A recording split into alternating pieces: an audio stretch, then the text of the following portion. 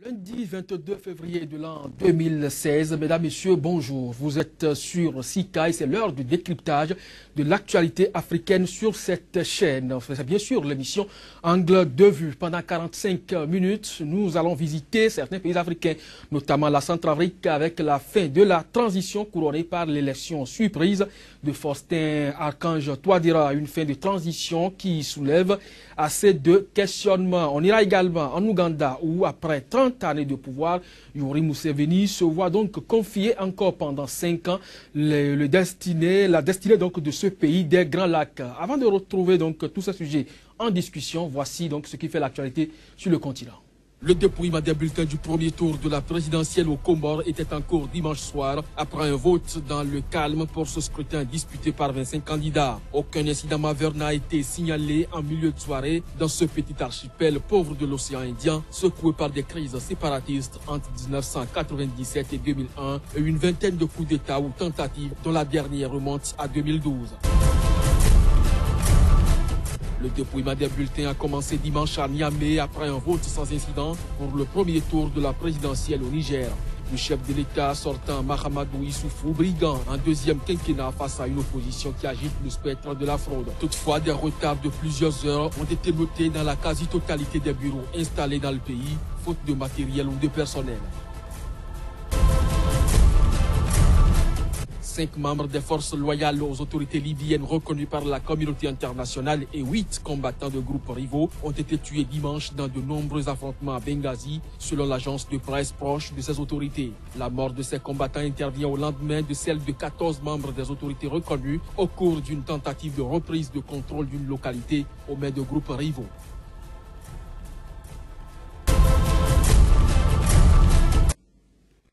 Le débat de ce matin se fera avec vous, Moïse Soudé. Vous êtes journaliste à Soleil FM, journaliste, analyste également. Bonjour et merci d'être sur ce plateau. Bonjour, cher confrère, c'est moi qui vous remercie. On le fera également avec vous, Heribert Label Adjovi. Vous êtes journaliste, spécialiste des questions internationales. Et merci de répondre également à notre invitation. Merci beaucoup, cher confrère. Alors, vous installez donc, chers invités, avec cette transition.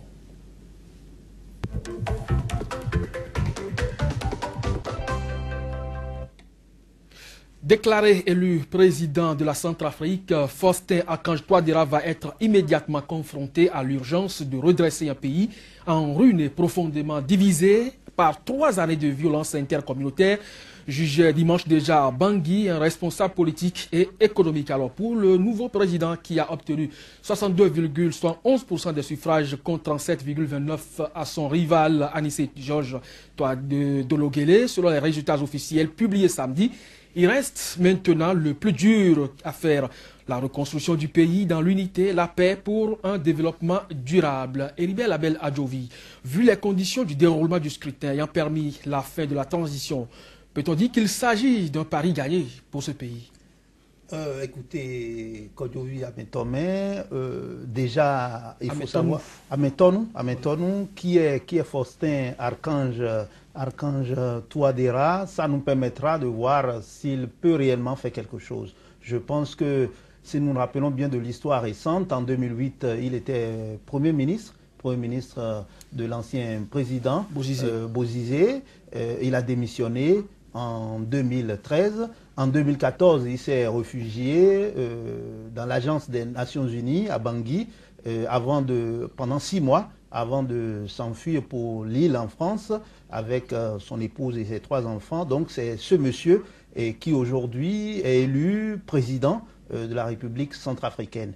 Il est vrai que la Centrafrique, c'est un pays qui a quand même des ressources naturelles, dont l'uranium, l'or, les diamants, également le pétrole. Mais la Centrafrique, c'est un pays qui, comme vous l'avez dit, au cours de cette guerre fratricide, pendant plus de 3 ans, a quand même connu une situation déplorable, où on a eu des réfugiés, donc la population, vraiment tout le monde n'a pas pu voter. Il y a une bonne partie du territoire qui n'est pas sous contrôle de l'administration centrale, si on peut parler encore d'administration centrale en Centrafrique.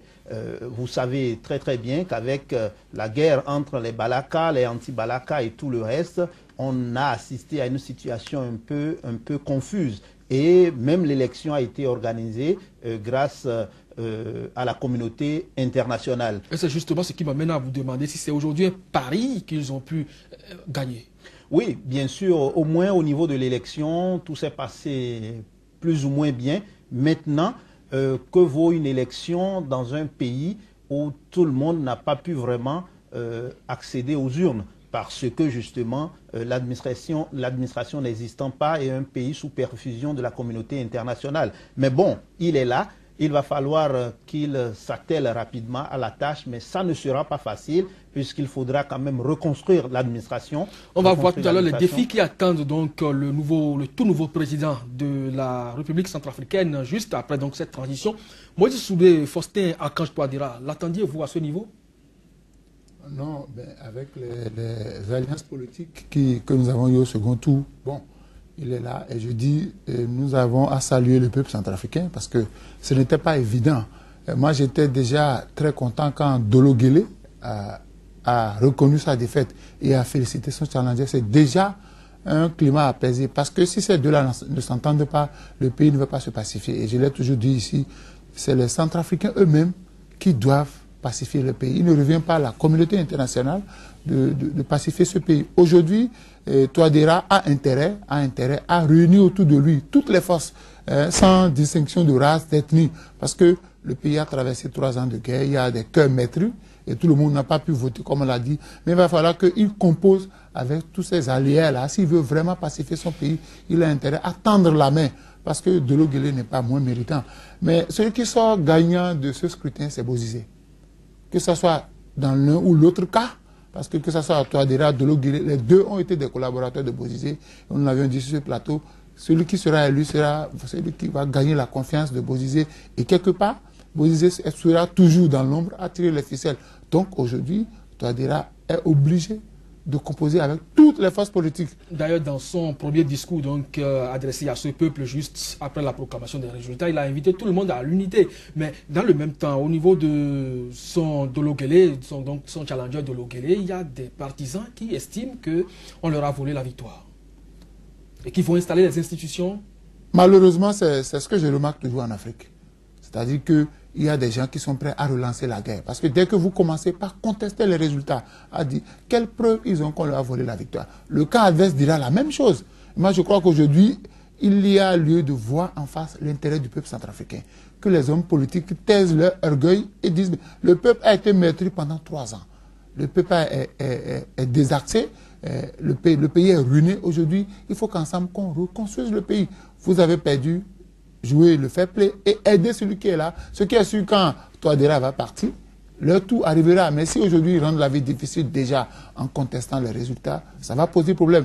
La Séléka est encore là, les anti-Balaka sont encore là. Ils peuvent reprendre les armes et cette fois-ci, on risque de rayer la Centrafrique de la carte d'Afrique.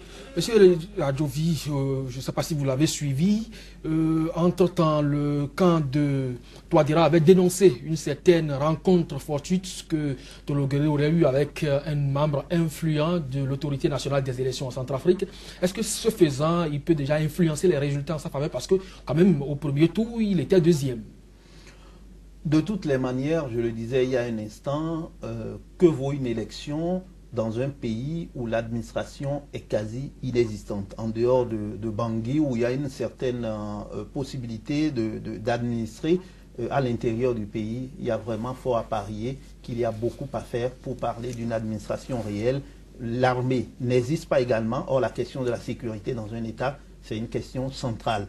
Et aujourd'hui, quelle est la situation du désarmement des Séléka, des anti-Balaka, tout ça? C'est des problèmes sérieux. Je pense que de toutes les manières, dans une situation comme celle-là, il faut juste souhaiter que le président élu fasse amende honorable et invite les uns et les autres autour d'une table de discussion afin que le gouvernement qui va s'installer travaille à l'unification du pays et également au développement du pays. Et je dirais quand même que les moyens existent pour y arriver. C'est vrai que l'extérieur a beaucoup pillé dans ce pays, mais quand même il reste les ressources naturelles dont je parlais il y a un instant qui peuvent quand même aider à quelque chose. Ce pays dispose de l'uranium, ce pays dispose de l'or, il y a du diamant également, il y a le pétrole. Avec ces ressources-là, et un certain patriotisme, il peut y arriver quelque chose. Mais là, évidemment, s'il y a trop de dissensions, ça peut causer bien encore plus de dommages. Je crois que vos points, on va les prendre un à un et les évaluer tout à l'heure. Mais est-ce que vous pensez à 58 ans, M. Touadéra hérite d'un lourd passif économique, sécuritaire et social? Est-ce que vous pensez qu'il sera à la hauteur, M. Soudé? Oui, moi je lui accorde le bénéfice du doute. Je sais qu'il va faire le travail, mais il ne peut pas faire le travail seul. Ça, c'est forcément qu'il doit associer tout le monde. S'il dit, comment on appelle, nous allons faire la justice des vainqueurs et que, bon, on va régler les comptes. Non, aujourd'hui, il a besoin de travailler avec tous les Centrafricains, notamment avec Bozizé. Parce qu'aujourd'hui, quel que soit le schéma qui va se présenter, Bozizé est un maillon incontournable dans la pacification de ce pays-là. Si quelqu'un va gouverner ce pays-là en mettant Bozizé de côté, je crois qu'on va partir de zéro. Et aujourd'hui, comme il a dit, il appelle tous les Centrafricains. Il faut que l'on pense à l'intérêt supérieur de la nation. C'est vrai que la Centrafrique a les moyens. Et j'ai dit tantôt ici en tant que la communauté internationale a intérêt que la Centrafrique soit pacifiée, ce qui lui permettra à elle de faire ses affaires, d'exploiter davantage les ressources minières et minéralogiques. Donc aujourd'hui, que ce soit les Centrafricains, que ce soit la communauté internationale, tout le monde a intérêt que ce pays-là soit véritablement pacifié afin qu'elle participe au développement des nations africaines. Parce qu'on en a besoin. Un pays qui est suffisamment riche aujourd'hui, qui n'a pas la paix, c'est pas bien. Il faut que les uns et les autres se disent, maintenant, on s'est suffisamment battu. Nous, hommes politiques, on s'est suffisamment battu. Le bas peuple, que faisons-nous du bas peuple? Il faut désormais penser au bas peuple. Il faut aider le peuple à reprendre espoir. Parce qu'il y a beaucoup qui ont perdu espoir. Il y a même certains qui ne sont pas allés voter parce qu'ils se disent, est-ce que cela vaut la peine d'aller voter? Mais aujourd'hui, on a un président, tout le reste, on fait table rase du passé, on voit l'avenir de la Centrafrique. Qu'est-ce qu'il faut faire pour permettre à la Centrafrique de reprendre sa place dans le Conseil des Nations? Qu'est-ce qu'il faut faire justement? Et si je prends le plan économique, Monsieur Adovi, qu'est-ce que vous pensez que Touadéra doit faire à ce niveau pour redonner espoir aux Centrafricains sur le plan économique? Oui, tout à l'heure, j'ai entendu que tout le monde a intérêt à ce que ce pays soit complètement pacifié. Je ne serai pas aussi affirmatif parce que vous savez aussi en relations internationales, on parle du concept de chaos contrôlé.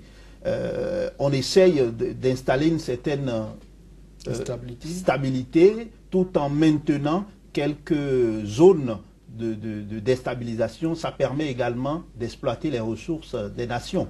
Donc, je ne suis pas sûr que tout le monde ait intérêt à ce que la Centrafrique soit complètement unifiée, soit complètement pacifiée, soit complètement stabilisée. Cela dit, évidemment, je pense qu'il a été quand même Premier ministre pendant des années en 2008 et 2013, et c'est un homme politique du pays. Je pense que pour l'essentiel, il peut quand même faire quelque chose. Les ressources sont là. Et puis, bon, il va falloir que, comme il a dit, qu'au-delà du discours, qu'il fasse appel à toutes les compétences. Et comme nous le savons, de toutes les manières, tout le monde ne sera pas d'accord avec lui et on attendra de le juger sur les résultats. Alors, sans que les défis sécuritaires ne soient relevés, ce n'est pas évident qu'on puisse exploiter les ressources minières, par exemple, pour pouvoir donc relancer l'économie. Qu'est-ce que, de façon prioritaire, M. Touadéra peut faire, selon vous, M. Soudé, pour régler la question sécuritaire dans ce pays? Il faut d'abord le désarmement. Il faut le désarmement, que ce soit de la Séléka ou des Anti-Balaka. Mais la transition avait déjà commencé. Non, Catherine Samba Panza n'a pas fait grand-chose. Vous savez que la transition a titubé tout le temps. Et on lui a même reproché beaucoup de choses. Aujourd'hui, Touadéra a intérêt à désarmer. Parce que même si vous avez des investisseurs étrangers qui veulent venir chez vous, s'il n'y a pas la sécurité, personne ne viendra investir. Donc je crois que le premier défi, le défi capital, c'est le désarmement de ces guerriers-là, pour que chacun puisse dire, désormais, on dépose les armes. Parce que si on ne dépose pas les armes dans l'un ou l'autre camp, c'est qu'on va se regarder en chien de faïence. Et la moindre erreur, la violence va reprendre. Donc il a intérêt à solliciter l'aide de la communauté internationale pour qu'on lui vienne en aide pour désarmer ces forces-là. C'est capital. Sans ça, il ne peut pas avoir développement économique. Sans ça, il ne peut pas avoir développement social. Donc pour moi, c'est le premier défi. Il faut désarmer tout le monde. Monsieur Adovi, est-ce que vous pensez que c'est possible? Parce que même, il y avait eu un chef de guerre qui a menacé la tenue de ce scrutin dans ce pays. Oui, quand j'entends que la communauté internationale va aider à pacifier, oui, sur le plan de ce convoi, bien évidemment. Mais il faut se demander qui a armé les uns et les autres. qui a armé la Séléka, qui a armé les anti-Balaka. Donc lorsqu'on se demande, on se dit que les autres viendront construire l'Afrique, ce n'est pas toujours évident parce que la déstabilisation, ce qu'on peut dire également, le chaos contrôlé, ça pourrait profiter à ceux qui veulent continuer toujours d'exploiter le continent, d'exploiter plus précisément ici la République centrafricaine. Mais bon, comme le langage est utilisé, la communauté internationale pourra aider à quelque chose. Mais il va falloir que nous soyons responsables. Il y a des cadres dans ce pays. Il faut que ces cadres prennent leurs responsabilités et qu'au-delà de la gestion du pouvoir, que les gens voient l'intérêt du peuple centrafricain. Si les Centrafricains se rendent responsables de ce qu'est l'héritage qu'ils doivent céder à la postérité, alors ils peuvent faire quelque chose. Mais là encore, c'est peut-être un vœu plutôt qu'autre chose. Parce que ce qu'on voit jusque-là, ce n'est pas évident et ce n'est pas que la Centrafrique. Ça m'amène justement à demander à M. Soulé, vous qui parlez de l'intervention de la communauté internationale pour aider Touadéra à pacifier ce pays, alors qu'on sait très bien qu'il y a au moins 900 soldats français aujourd'hui, ajoutés donc aux hommes de la MINUSCA, et pourtant le pays sommes toujours dans la violence. Non, quand je parle de la communauté internationale, je ne vois pas forcément l'Europe. Nous avons les Américains.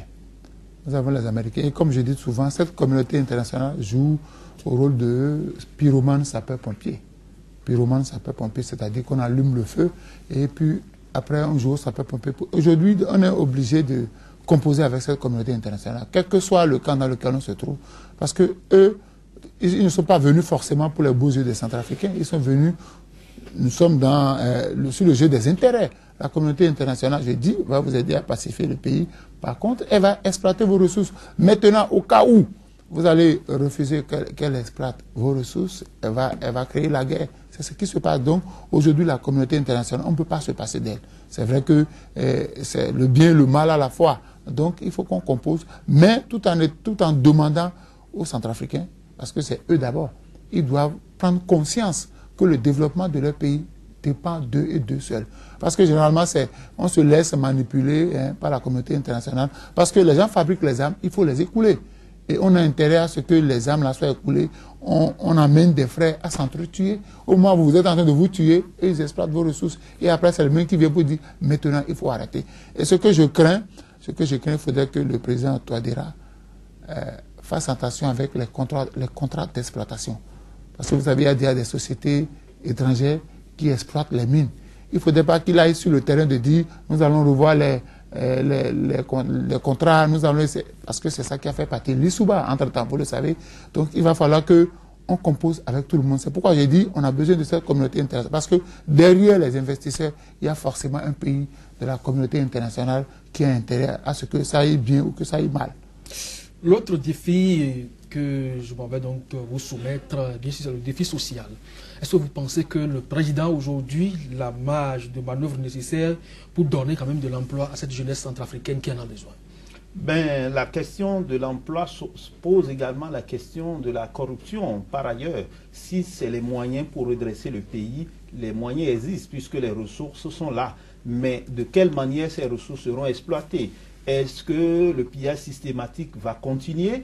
Est-ce que les gens seront toujours aussi irresponsables pour ne pas s'atteler aux tâches de redressement de la nation, surtout dans un pays où aujourd'hui il n'y a plus presque d'armée, c'est la dite communauté internationale qui s'occupe de la sécurité du pays, et c'est cette communauté internationale qui fait quand même un travail, il faut reconnaître, mais en même temps on parle de viol, on parle de pillage, on parle bien de choses. Donc, une fois encore, c'est une question de responsabilisation des autorités centrafricaines, des nouvelles autorités centrafricaines, à commencer par le président Touadéra. Donc, on le jugera sur les faits. Alors, M. Soulé, vous pensez aussi que la corruption peut toutefois freiner la volonté du président de relancer la jeunesse centrafricaine? Ah oui. Le président a intérêt à lutter contre la corruption, parce que la corruption ne fait pas du bien au pays. Et c'est parce qu'il y a une partie du pays qui accapare les ressources qu'il y a une bonne partie en chômage. Maintenant, quand on parle de chômage, il faut savoir, est-ce que réellement ceux qui se disent être des chômeurs, ils ont appris à faire quelque chose? Parce qu'il faut d'abord apprendre à faire quelque chose avant de parler d'emploi. Si vous n'avez rien appris et que vous dites que vous êtes chômeur, ça sera difficile. On ne pourra pas vous caser dans un secteur. Le président a intérêt à, même s'il ne peut pas lutter complètement contre la corruption, il faut qu'il freine un peu l'élan de la corruption, qu'on récupère ces fonds-là pour les investir peut-être dans des sociétés, des micro-entreprises pour permettre à ces jeunes-là. Parce que quand la jeunesse, elle est désœuvrée, le taux de délinquance augmente.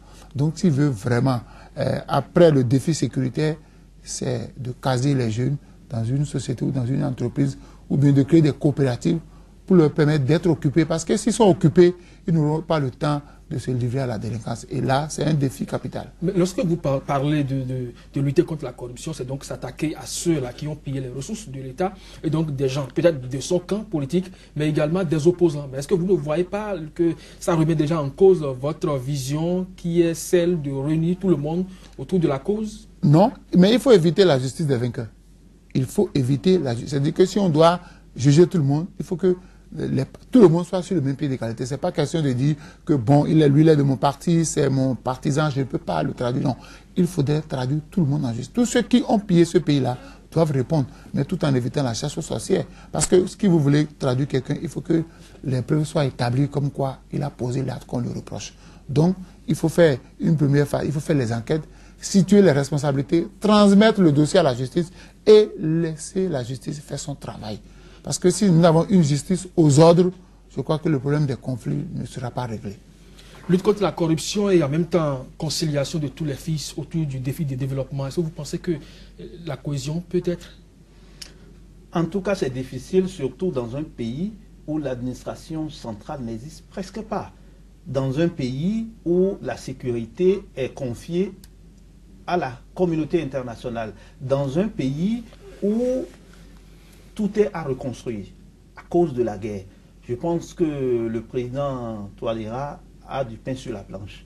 Il a vraiment du pain sur la planche et s'il veut vraiment réussir, il faudrait qu'il arrive à trouver autour de lui des gens de tous bords, mais qui sont d'une certaine conscience patriotique et qui peuvent aider à ce que le pays se redresse. Ça sera difficile, très certainement, mais je pense que ce n'est pas impossible. Ce n'est pas impossible. Ce n'est que dans l'ordre du souhait qu'il ne fasse pas, la chasse aux sorcières et qu'également qu'il arrive à trier le bon grain de livret par rapport même aux gens qui l'ont porté au pouvoir. Ça, c'est un problème fondamental. Parce que s'il y avait une administration digne du nom, la tâche lui aurait été un peu plus facile, mais dans les conditions dans lesquelles il a accédé au pouvoir, où il n'y a pas vraiment d'administration, où tout est à reconstruire, on a comme l'impression même qu'il est presque un administrateur colonial. Et dans ces conditions, ça sera quand même très très difficile de pouvoir vraiment gérer comme un président normal. Michel Jovis, ce qui frappe aussi, c'est bien sûr cette scène qu'on observe tout au long de la guerre fratricide, les pillages systématiques, c'est la preuve que la population a faim. Mais est-ce que vous pensez qu'aujourd'hui, la Centrafrique, telle qu'elle se présente, peut donner à manger à ses fils? Une fois encore, si on a affaire à quelqu'un qui veut vraiment redresser la situation, ne pas regarder lui-même et ses partisans, et veut vraiment se sacrifier, parce qu'il est dans une situation où pour réussir, il faut qu'il se sacrifie pour le peuple. S'il est dans cette optique, s'il est dans cette vision, il peut réussir, puisqu'une fois encore, on a quand même la chance qu'on a affaire à la République centrafricaine, qui est quand même un pays qui dispose quand même d'un certain nombre de ressources qui peuvent lui permettre de réussir. Et également, la communauté internationale certainement apportera sa contribution, même si c'est une contribution avec des points d'interrogation. Monsieur Soudé, la population a faim dans un État suffisamment vaste et très riche. Est-ce qu'il n'y a pas une contradiction? Ah oui, c'est clair. Mais pour que le président puisse réussir, il ne doit pas embrasser beaucoup de choses à la fois. Il a un mandat, il faudrait qu'il dise, il ne faut pas qu'il dise qu'il va tout faire à la fois. Non, ce n'est pas possible. Il faut qu'il choisisse des secteurs prioritaires. Hein, la sécurité, le chômage, et ce qui permet de réduire un peu le taux de pauvreté. Mais s'il va tout faire à la fois, il ne va pas réussir. Il sait que c'est un pays qui a été détruit par la guerre. Il a un lot passif à gérer. Donc, il faut qu'il aille pas à pas. On ne peut pas tout entreprendre. Aujourd'hui, le pays est riche. Il faut qu'il exploite convenablement cette richesse-là pour réduire le taux de pauvreté. Et quand on parle de pauvreté, c'est qu'il y a des gens qui n'arrivent même pas à avoir un seul repas par jour. Il n'y a pas des centres de santé, il n'y a pas des écoles. Donc il faut qu'ils donnent la priorité à ce secteur-là. Parce qu'un peuple éduqué, un peuple soigné, un peuple qui est à l'abri du besoin minimum, je crois que c'est un peuple quand même qui vous aide à réussir.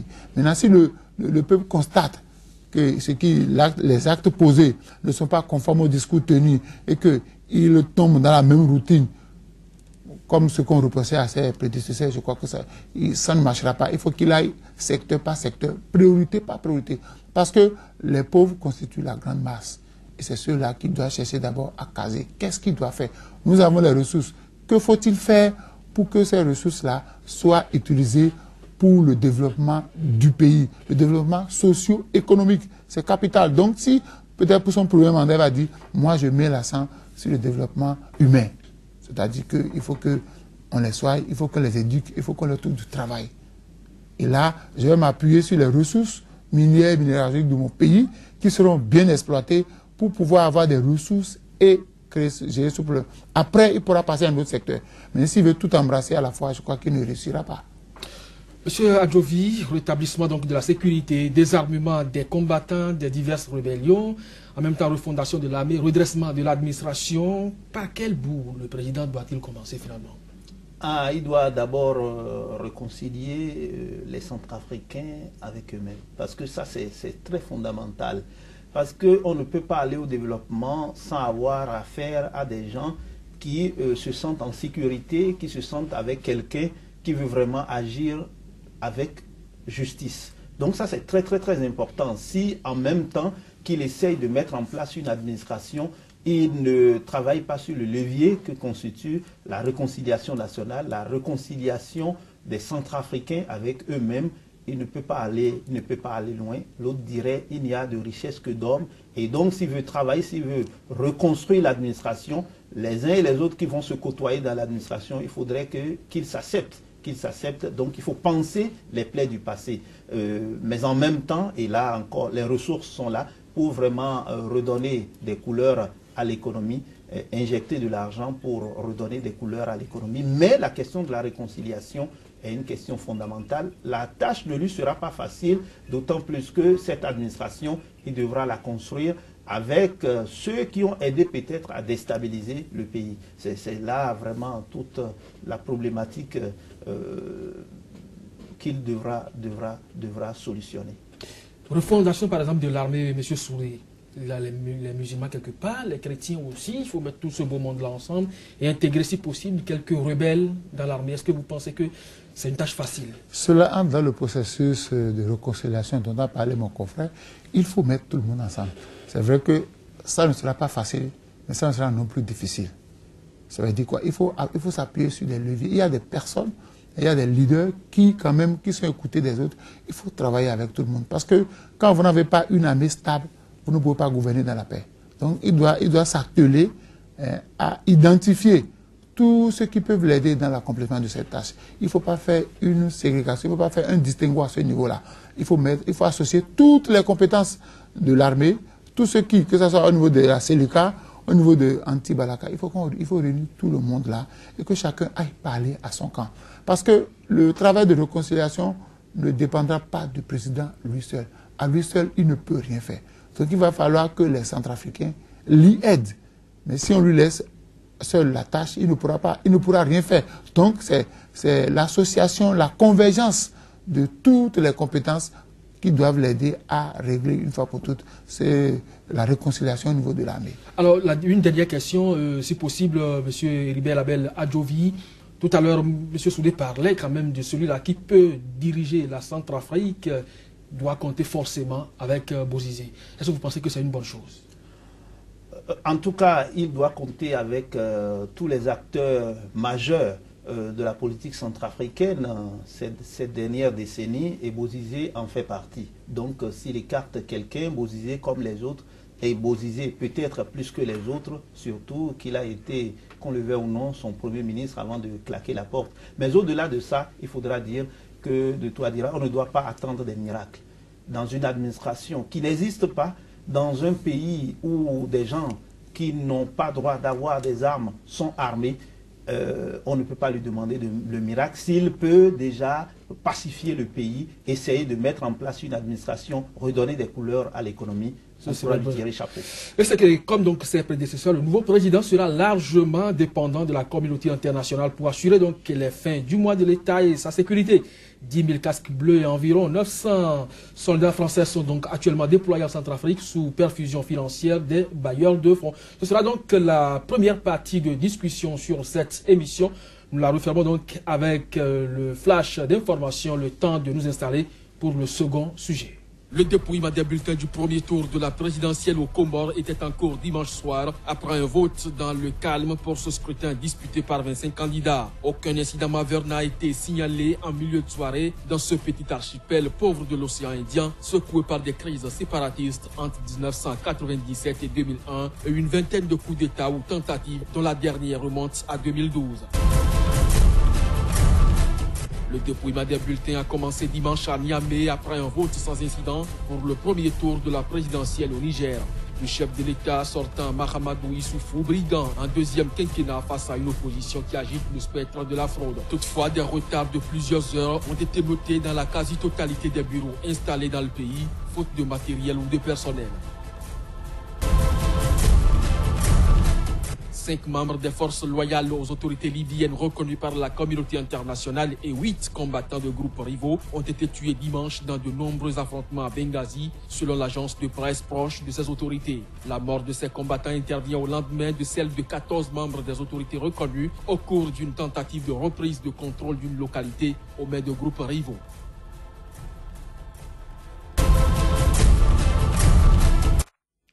Dernière ligne droite de cette émission, je suis toujours avec Moïse Soudé et Heribert Label Adjovi pour la suite donc de cette émission. Et nous atterrissons donc en Ouganda où le président Yoweri Museveni a remercié dimanche les Ougandais de l'avoir réélu pour un 5e mandat à l'issue d'un scrutin dénoncé de frauduleux par l'opposition que lui, le président Museveni, a qualifié d'ailleurs de trouble-fête. Nous vous retrouvons, chers invités, dans un instant.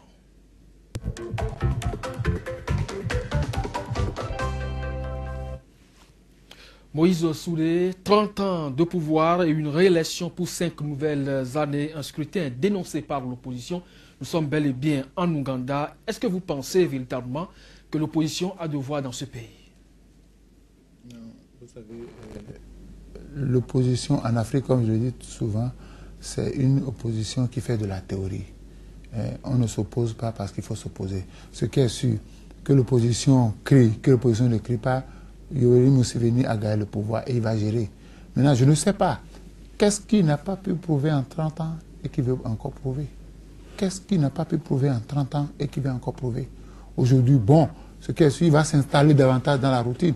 Moi, je demanderai à cette opposition-là, dès maintenant que l'autre a gagné, que l'opposition trouve un leader. Et que sur les 5 ans, qu'on travaille suffisamment, qu'on n'attende pas les derniers moments pour dire qu'on veut s'opposer. Qu'on s'oppose, qu'on propose des alternatives. Parce que qu'est-ce qui se passe? L'opposition en Afrique, on passe son temps à critiquer, on critique, mais on ne propose pas des solutions alternatives. Moi, je leur demande, s'ils veulent avoir voix au chapitre, il faut qu'ils posent des actes concrets et crédibles. Parce que le peuple a besoin de ça. Pour savoir que, bon, après Yoweri Museveni, on va confier le pouvoir à un membre de l'opposition. Mais quand vous ne proposez pas une alternative crédible au peuple, ne soyez pas surpris que chaque fois que celui qui soit là se trouve qu'on le renouvelle chaque fois son mandat. Donc l'opposition désormais a besoin de changer de stratégie. Si les autres stratégies n'ont pas marché, il faut s'asseoir, construire une nouvelle stratégie pour pouvoir contrer le président en place. Monsieur Heribert Label Adjovi, qu'est-ce qui peut expliquer le musellement de l'opposition, souvent sur le continent africain, à la veille des scrutins, surtout présidentiels? Oui, déjà dire que Yoweri Museveni rempile et que quand même, pour comprendre ce qui se passe en Ouganda, il faut retourner dans l'histoire. Pourquoi Yoweri Museveni est encore là? C'est quelqu'un quand même qui a une légitimité historique. Il est venu pour les Ougandais, le commun des Ougandais, il est venu un peu pour ramener de l'ordre. Parce que entre le père de l'indépendance, Milton Obote, et Idi Amin Dada, il y avait vraiment de la cacophonie politique. Et le 27 juillet 1985, Yoweri Museveni est venu du maquis comme pour mettre de l'ordre. Donc il y a cette légitimité historique de l'homme du maquis de la part de Yoweri Museveni, même si on peut parler de 3 décennies de pouvoir. Il y a également que, au jour d'aujourd'hui, il a quand même essayé, sur le plan économique, de faire des efforts. Ça également, il faudra le noter. Maintenant, nous avons une administration qui a la solde de l'homme, on a un système sécuritaire qui a la solde de l'homme, et ce n'est pas que ça. Sur le plan de la géopolitique internationale, Yoweri Museveni, dans la Corne de l'Afrique, également dans la région des Grands Lacs, constitue quand même celui qu'on peut considérer comme l'homme de Washington. C'est-à-dire, il sauvegarde ce que d'autres appelleraient la PACA americana. Sous un autre angle, on pourrait parler de nouvel ordre mondial. Donc, celui qui est vraiment l'homme pivot du monde occidental dans la zone des Grands Lacs, c'est Yoweri Museveni. Est-ce que c'est cette position qui explique que aujourd'hui, les observateurs européens ont critiqué quand même une certaine promiscuité entre le pouvoir ougandais et la commission électorale, et les Américains n'ont rien dit jusque-là? En tout cas, même les Européens, ils parleront un peu, mais ils ne parleront pas beaucoup, de toutes les manières, parce que c'est l'homme quand même qui stabilise la région. Et il ne faut pas oublier, avec évidemment le Rwanda, l'Ouganda fait partie quand même de ces pays-là qui permettent à ce qu'il y ait un certain équilibre régional. Et il ne faut pas oublier peut-être un petit crochet pour dire que même Paul Kagame, le président rwandais, était quand même un officier travaillant dans les renseignements ougandais. Ce n'est qu'une petite parenthèse pour dire que Yoweri Museveni n'est pas quand même n'importe qui. Il n'est pas n'importe qui, il a la légitimité historique, il a également à son actif quand même du travail sur le plan du développement. Et donc tout ça fait qu'au jour d'aujourd'hui, on a beau tout dire, il est quelqu'un qui est très important dans le dispositif. Monsieur Soudé, vous avez tout à l'heure indexé l'opposition qui, dans une certaine léthargie, attend la période électorale pour se donner une certaine popularité.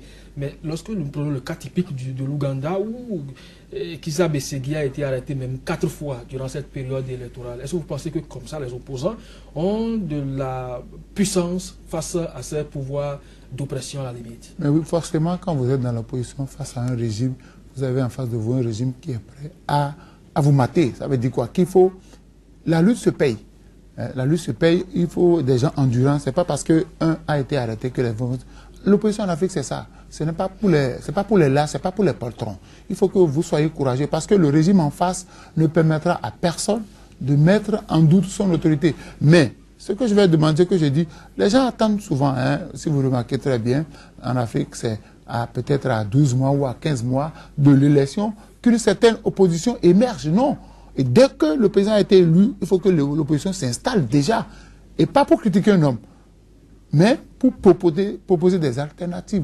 Parce que si l'opposition se limite au discours, parfois s'installe dans la délation, mais les injures, c'est ce qui arrive. Et moi, je crois que l'opposition là, un a été arrêté, mais les autres doivent prendre la relève. Parce que quand un s'arrête, on arrête un et que vous arrêtez la lutte, c'est comme si l'opposition a été étêtée et le président s'installe. Et généralement en Afrique, qu'est-ce qu'on constate? On fait de l'opposition après avoir batifolé avec le régime en place. Et c'est quand vos intérêts ne sont plus garantis de ce côté-là, vous claquez la porte et vous faites de l'opposition. Non, on fait de l'opposition par conviction et non pas par intérêt. Et moi, j'ai remarqué qu'en Afrique, la plupart de ceux qui font l'opposition, entre-temps, ils ont cohabité avec le régime en place. Et à cause de la guerre des intérêts, ils ont claqué la porte, ils s'installent dans l'opposition. Et quand ça se passe comme ça, celui à qui vous vous opposez, il ne vous collera jamais la paix. Parce qu'il se dit, voilà quelqu'un qui a travaillé avec moi, qui connaît un peu le labyrinthe du pouvoir, qui pourrait mettre sur la place publique un certain nombre de secrets d'État. Donc il faut que j'arrive à l'anéantir. C'est ce qui fait qu'en Afrique, facilement, on arrive à fermer la bouche à l'opposition. Heribert Abeladjovi, vous avez tout à l'heure évoqué cet aspect très important quand même des relations internationales. Vous avez dit que même si les Européens veulent parler, ils parleront peu de l'Ouganda aujourd'hui.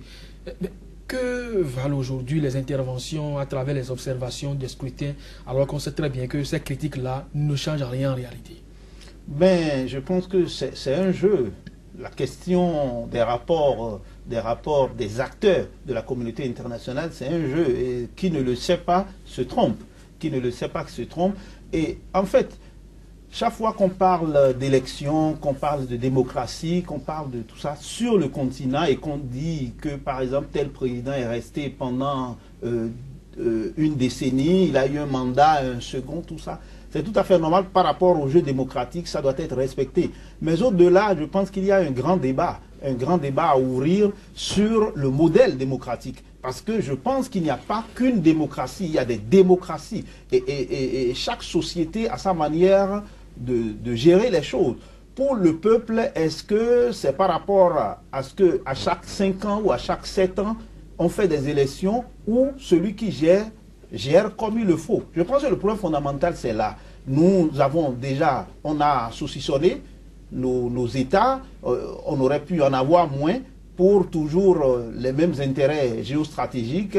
Aujourd'hui ou depuis 90, on nous dit c'est la démocratie, c'est une très bonne chose puisque la liberté c'est quelque chose qui est inné en l'homme, mais que vaut la démocratie sans le développement? Ça c'est encore un autre débat. Et donc sous le couvert de la démocratie, on nous malmène, on tire les ficelles. Je pense que chaque zone, l'Afrique doit rechercher à travers ses valeurs intrinsèques, son modèle de démocratie. Et ça également, c'est un autre débat. Ce n'est pas aux autres de nous dire la manière dont nous devons nous développer. Et quand je le dis, je ne veux pas dire qu'il faudrait, par exemple, que Yoweri Museveni reste au pouvoir. Je veux dire simplement qu'il faudrait que la responsabilisation de nos intellectuels amène à construire des constitutions qui répondent à nos réalités propres. C'est de ça qu'il s'agit, parce que nous avons quand même d'autres modèles de valeurs. Nous avons d'autres moyens de gérer nos États. Et cela, c'est quelque chose de très, très, très important. L'Africain, en tout cas pour une large mesure, sa manière de voir le chef, ce n'est pas forcément celui qui, 2 ans, 3 ans ou 5 ans, vient et quitte le pouvoir, mais c'est celui qui est à même de porter les aspirations de toute la société dans ces différentes composantes. Donc vous voulez que nous retournions dans la monarchie? Non, pas du tout. Encore que, même les sociétés dites civilisées, comme certains le disent, il y a des monarchies, non? Nous avons des monarchies ailleurs. Nous avons des rois, nous avons des reines dans des pays que vous connaissez bien. Et il y a peut-être un Premier ministre qui essaye de gérer comment on appelle, les affaires étatiques. Donc ce n'est pas impossible qu'un jour nous en arrivions à cela. Et cela répond à nos aspirations. Et si les autres le font, qu'est-ce qui empêche qu'un jour que nous ayons à la tête de l'État un roi et qu'il y ait un Premier ministre qui gère les affaires politiques? Ce n'est pas impossible du tout, puisqu'on en a ailleurs et ça ne pose aucun problème. Ou bien nous avons une reine en Angleterre et nous avons un Premier ministre, ça ne pose aucun problème. Donc en fait, ce que je voudrais dire, le problème de l'opposition, de la mouvance, de ceci, cela, lorsque vous n'avez pas fini de construire une nation et qu'on a mis des gens ensemble sans qu'ils ne soient forcément... ils ne se sont pas préparés à cela, ça peut amener tout ce que nous avons là, où les gens, pour régler quelques problèmes pécuniaires, sont obligés d'aller à la rivière, comme on le dit, en sortir, revenir plus tard, créer une situation confuse, et puis avec le soutien des mêmes qui ont créé cette situation-là. Nous allons écouter rapidement M. Souré sur la question. Les observateurs africains, même européens, ont dénoncé le processus, mais aujourd'hui le président a été proclamé élu. Mais est-ce que vous pensez qu'on doit continuer par envoyer des gens à coups de millions observer des élections dont la critique en réalité ne porte véritablement pas? Non, il faut que cette communauté internationale se prenne au sérieux. C'est pas gentil. Ailleurs, un président mal élu est déclaré vainqueur, la communauté internationale ne dit rien. Ailleurs, un président mal élu est déclaré vainqueur, on ne réagit. Aujourd'hui, au niveau de la communauté internationale, c'est la guerre des intérêts. Vous avez l'Europe d'un côté, vous avez les États-Unis et vous avez la Chine aujourd'hui qui est en train d'investir l'Afrique.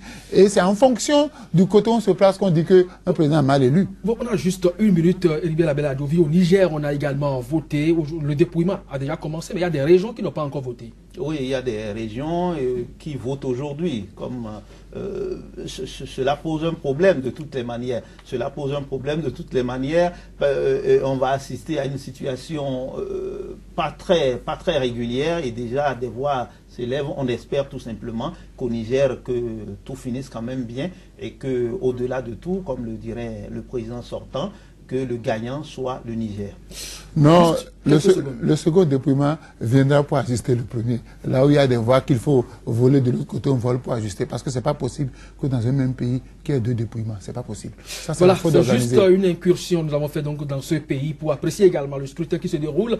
En Ouganda, le président qui a fait donc, de son pays un acteur incontournable dans la région a été félicité par ses homologues kenyans, Uhuru Kenyatta, Burundais, Pierre Nkurunziza, également somalien, Mohamed. Alors, merci donc à vous d'être passé sur ce plateau. Je vais parler donc de Moïse Soulé, journaliste à Soleil FM et également analyste. Merci à vous, Ribel Abel Adjovi, vous que nous allons régulièrement retrouver donc sur nos plateaux pour apprécier l'actualité internationale. Ce sera avec un grand plaisir. Merci donc à vous, chers téléspectateurs, de nous avoir suivis. Angle de vue de ce lundi, c'est terminé. Rendez-vous la semaine prochaine.